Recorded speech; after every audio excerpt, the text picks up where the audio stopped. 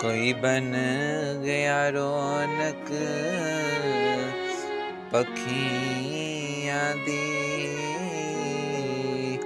कोई छोर के शीश महल चलिया, कोई पलिया नाज ते नखरियां विच, कोई रेत गरम दे थल चलिया, कोई भुल गया मकसद आमन दा, कोई कर